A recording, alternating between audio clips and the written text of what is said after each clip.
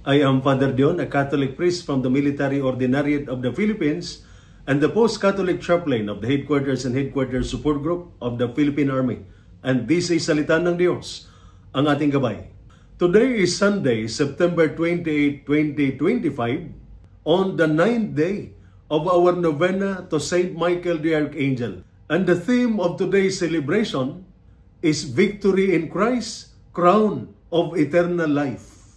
We have reached the 9th and the final day of our novena to Saint Michael the Archangel, patron of the army. Today, we are reminded that the greatest victory is not won with weapons, medals, or promotions, but with faithfulness to Christ, who alone gives the crown of eternal life.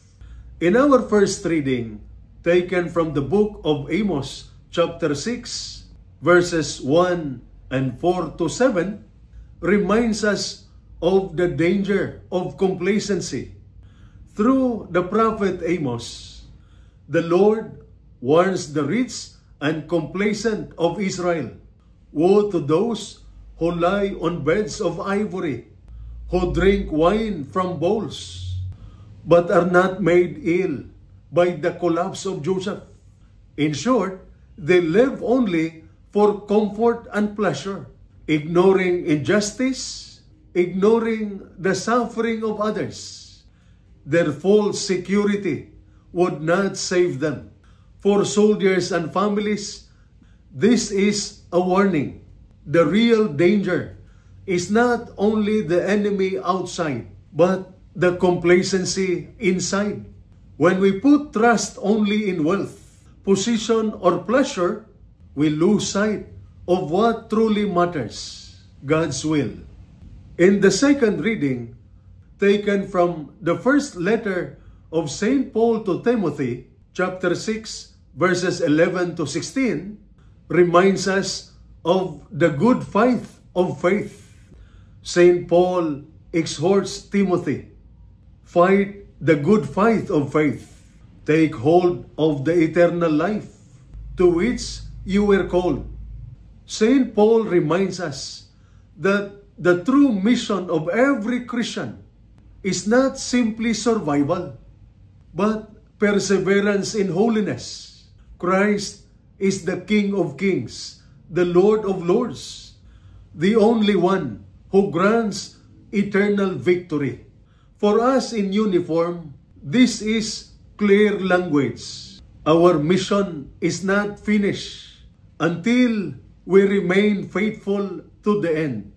We can win many battles in the field, but if we lose the battle of the soul, all is lost. But if we stay faithful to Christ through integrity, prayer, and service, then no defeat can destroy us. For Christ's victory is ours.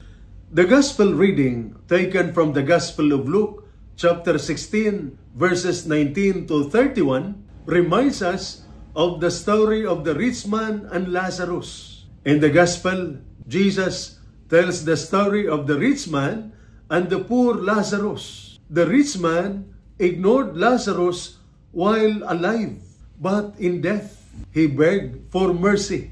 The story is not only about wealth. It is about choices. The rich man lived only for himself. Lazarus suffered, but placed his hope in God.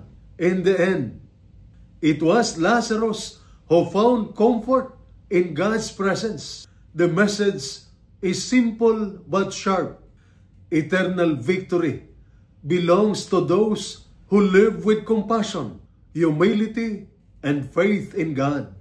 The 9th day of our novena reminds us that victory in Christ, crown of eternal life. Saint Michael the Archangel reminds us that the ultimate battle is not against flesh and blood, but against evil. And in Christ, the victory is already won. The final crown is not a medal on the chest, but the crown of eternal life, promised to the faithful.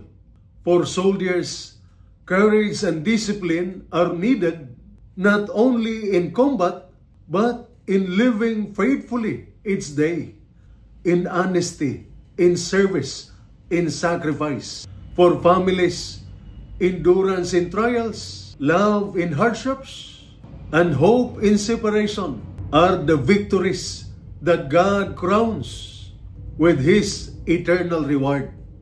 And this is salita ng Diyos, ang ating gabay. Let us pray.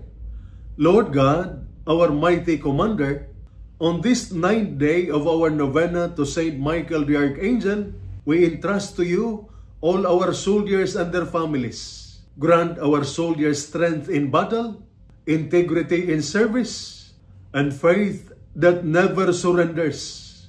Crown their sacrifices with your blessing, and guard their souls from corruption and despair. Bless their families with courage in waiting, hope in hardship, and love that endures separation. Through the prayer of Saint Michael the Archangel, protect our army and lead us all to share in the final victory of Christ, the crown of eternal life. Through the same Christ our Lord.